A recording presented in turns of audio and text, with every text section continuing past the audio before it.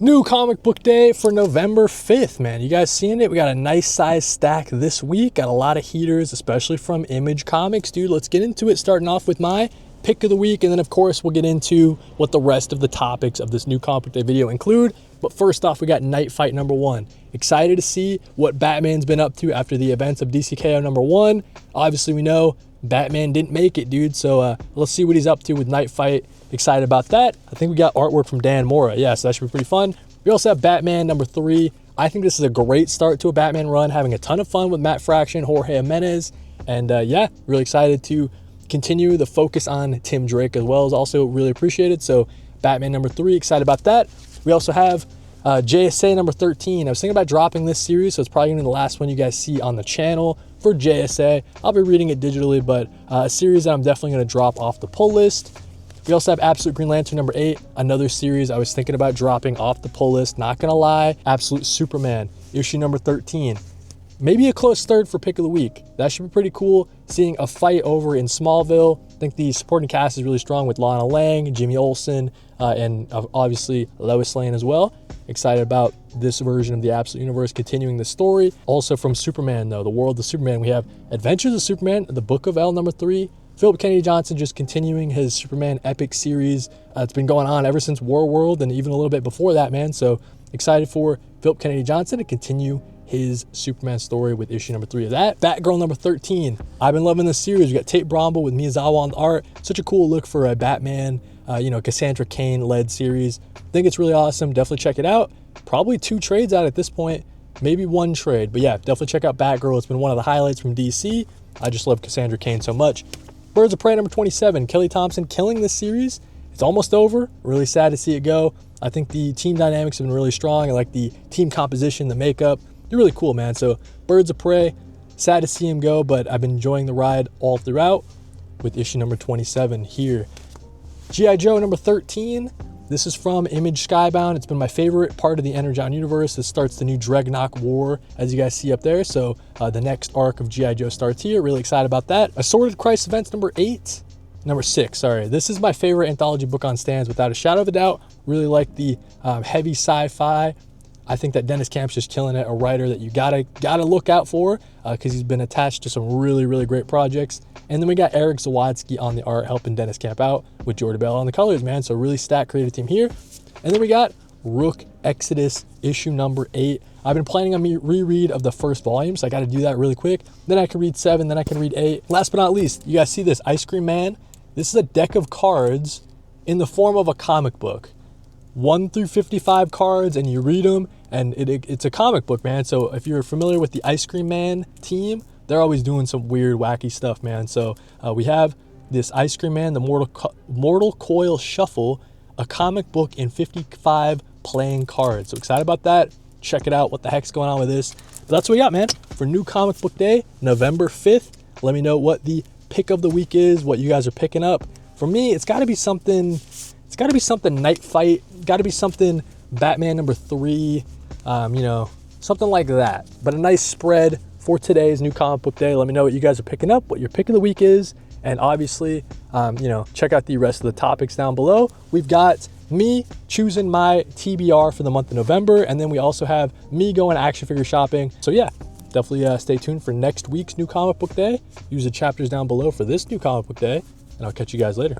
Do you know what today is, Jer? Do you know what today is, buddy? Today's the day we choose what we're looking to read in the month of November, dude. Our November TBR. Where should we start, little guy? Let's start over in the Jeff Lemire section, man. So this month we're trying to pick stuff.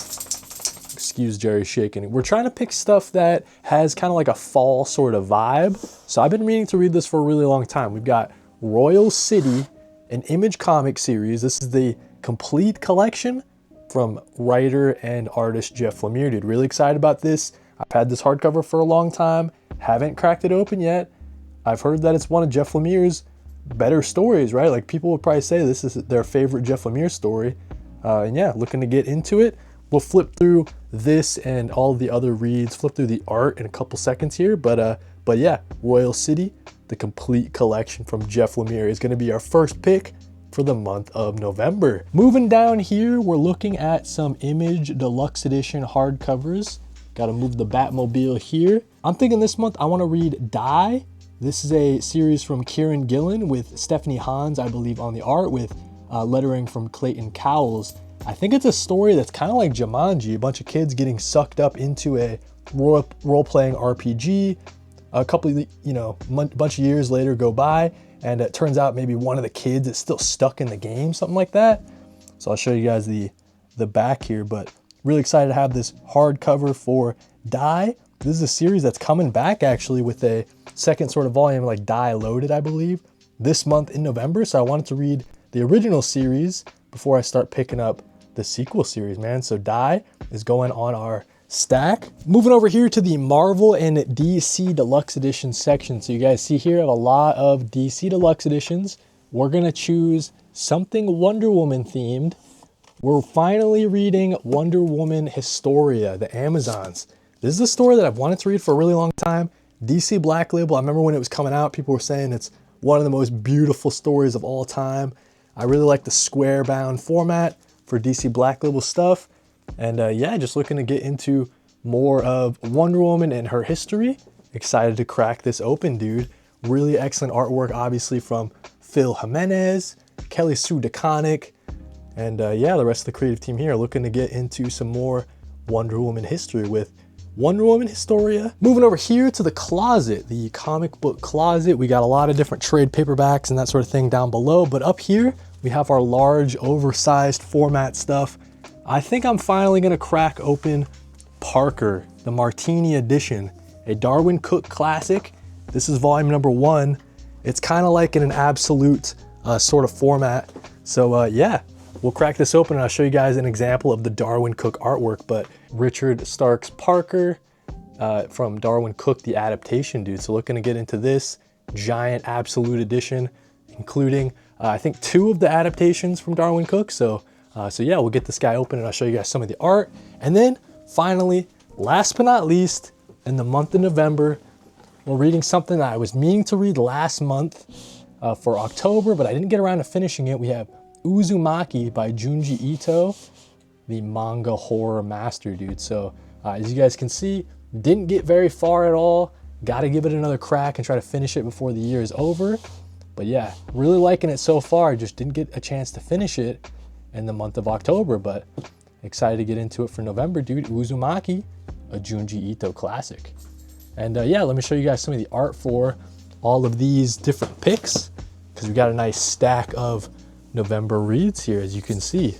So yeah, let me show you guys some of the art. First things first is that Royal City, that Jeff Lemire hardcover, dude, the complete collection. Really excited about this. Really into Jeff Lemire's art style. I mean, nothing really like it in comic books. I really love his facial expressions, his use of watercoloring.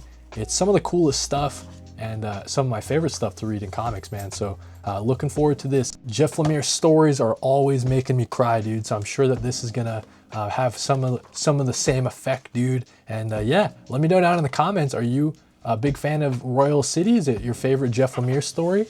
I'm excited to get into it. Next up though, we've got that Die, the hardcover, dude. So let's check out some of Stephanie Hans' art style. I think it's super cool, dude. Kind of looks like Matea de Luis, kind of sort of, but it's got that extra sort of painted layer on top of it. Really like the kind of fantasy, the high fantasy sort of setting, and you know, people wearing armor, people using swords. So I'm excited to get into Die, man. I've heard nothing but good things, like I was saying, from my buddy Kai Bucks. He's a big fan of this series, and Kieran Gillen's just been killing it with stories like the Power Fantasy, my favorite Image comic series on stands. So yeah, dude, excited about Die. Once I finish this, then I can continue reading that new volume that's coming out, and that should be pretty cool, man. So Die, the deluxe edition from Image Comics, Kieran Gillen, Stephanie Hans, man, really excited about it. So that's the second hardcover for the month of November. We have that Wonder Woman Historia, dude, DC Black Label series with that beautiful, beautiful artwork. So yeah, looking to get into this, get some more history of Wonder Woman and the rest of the Amazons. And it's a DC Black Label series. Those tend to be some of my favorites from DC. So I'm looking to get into this. Obviously, really award-winning series. This thing was cleaning up the year it came out. So yeah, dude, some Greek mythology. Excited about that from the point of view of the DC universe. Should be pretty fun. Wonder Woman Historia, dude. DC Black Label. Excited about it, dude. This has been on my TBR for a while. We've got the Parker, the Martini edition, volume number 1. Like I was saying, it's got this beautiful kind of leather bound sort of absolute edition size. I mean, just look at how tall this is compared to a regular comic book. It's massive. And yeah, dude, excited about it. Parker Martini edition. Real big fan of Darwin Cook's art style, obviously, and big fan of Crime and Noir series. So excited about Parker, the Martini edition, man. As I'm flipping through, you guys are seeing it. Darwin Cook's classic style, but in this oversized format. I mean, this is going to be such a joy to read. As we see here, the first adaptation. If you're into crime and noir, you've probably already read Parker as a series. It's really well acclaimed, but I've never read it, man. So excited to get into this. Should be the first half of Darwin Cook's Parker adaptations, man. So this should be pretty cool. Got this really nice thick paper, kind of paper stock that they're using. And yeah, dude, really excited about this giant oversized absolute format for Parker, Darwin Cook's adaptations, at least the first half of it. And then last but not least, let's take a look at Uzumaki. Like I was saying, it's a DNF, so I wasn't able to finish it in the month of October for spooky season. Got about, I don't know, like 150 pages, 200 pages, something like that. But I was loving it, man. Really creepy stuff from Junji Ito, as this town is just consumed by these spirals driving people nuts. I think it's a really good read so far, and just insane stuff from Junji Ito. This guy's a freak, man. This guy's a freak, but looking forward to finishing this and marking off another manga read for the year. That was my reading goal earlier in the year, and I haven't come close to meeting my goal, dude. I've only read a couple manga things, but yeah, dude, gotta finish Uzumaki, a Junji Ito classic, so that should be pretty good. But that concludes it, man. So we got the Uzumaki, we've got Wonder Woman Historia, we've got Dai, we've got you know, the Royal City, the complete collection hardcover, and then last but not least, we've got the Parker Martini edition, giant oversized, man. So that's a nice big reading month. Let me know what you guys are planning on reading this month. But yeah, thank you guys for watching and reading more comics. I heard a rumor that Walmart just restocked a bunch of their action figure section, so let's check it out. Got the morning coffee, and let's hit the back wall. This is where they have a bunch of their McFarlane DC multiverse. Just showing you guys the kind of selection back here. I don't know what they would call this section. It's kind of near the video games, but let's check it out. We got the Dark Archer. Not sure about that one. Kind of cool to have that bow and arrow, but the face sculpt's kind of whack. And then I saw this, the Mirror Master. This one includes a bunch of different accessories, a bunch of different hand swaps. That's pretty cool. I don't have too many of the Flash Rogues, so that could be a nice addition. Just taking another look at the Dark Archer here. This Superman figure has been collecting dust here at this Walmart for a really long time. The face sculpt is just kind of weird. I guess it's kind of cartoony. There's also this really cool Hush Riddler. This is probably the definitive, in my mind, the definitive Riddler McFarlane. But I already have it, so I don't need it here. Also saw this Metamorpho from the Superman movie. Yeah, not too sure about that one. Maybe my brother would like it. There's also this Dark Flash. Thought this one was pretty cool. I kind of like the zombie head sculpt on it. Comes with a bunch of different head swaps as well, but not something I need to pick up. I'm also not picking up the animated series figures. There's also this guy. There's quite a few of these. The Guardian. So this Walmart is stocked full of the Guardians if anybody's looking for them. There's another of those Supermans and another Guardian in the back. There's also this Berserker. If you guys read that Boom Studios series, pretty good. It's pretty much an undying, you know, unkillable Keanu Reeves type of character. But there's an action figure of him as well from McFarlane. Thought about picking it up, but it's not something I need to add to my collection. There's a bunch of those statues. Not the biggest fan of those. I'm pretty picky. Those take up a lot of room. There was a bunch of these TMNT figures. For me, they're not my favorite. They're kind of really small, and they only had Donatello, Leonardo, and a bunch of these foot soldiers. If they had a full set, I might think about picking up a few of them and starting up the... I don't want to make a whole TMNT collection, make it a whole thing, but maybe just the ones from McFarlane. I'm not sure. But yeah, a little bit too small, but I saw this in the very back. Looks like someone was trying to hide it or something. We have a DC Classic Batgirl. I already have one at home that needs to be unboxed one day for New Comic Book Weekly, so I don't need this one, but pretty cool to see. Also saw this Dark Star guy. I thought he was pretty cool. I'm not sure what his deal is in DC Comics or DC continuity. Pretty cool sculpt on him though, but again, not something that I'm picking up. Is it too early for Christmas stuff? I guess it's November, but it still feels pretty early. Let's go to the actual action figure selection aisle. They have, you know, things like the Teenage Mutant Ninja Turtles. They got a bunch of, you know, all the other brands of action figures, but we find the Marvel Legends over here. I saw this Spider-Man 77 Marvel Legends. Thought it was pretty cool. You know, it's pretty unique head sculpt on it for sure. I like the kind of touches on his belt and on his wrist, but, you know, not something that I decided to pick up on this Walmart trip at least. I like that the rope kind of looks, you know, like soft goods, kind of like a real kind of rope. So I thought that was kind of interesting, but maybe something we could pick up one day, not something I need to pick up. There was also these X-Men 97. We got Jubilee and also Sunspot as well. I'm not the biggest X-Men guy. Like reading the comics, I've only read a couple volumes and haven't really watched the X-Men TV shows. So I'm not really collecting the X-Men Marvel Legends. There's the Spider-Punk, this egghead that's literally been sitting here since I moved back to Maine, and also this vampire guy in the back. And then there is these, you know, bunch of Spider-Man 77. So if I ever decide to pick it up, or if it's ever on clearance or something, we know where to find a bunch. There was these Gamerverse Peter Parker Velocity suits, but look how many there are, man. Nothing else from this wave. That'd be kind of cool to see and pick through the other options from this wave. But yeah, just too many of the Velocity suits. Also a bunch of these Far From Home Peter Parker Spider-Mans and this Captain America from the movies. A bunch of those that just kind of sit there and collect dust.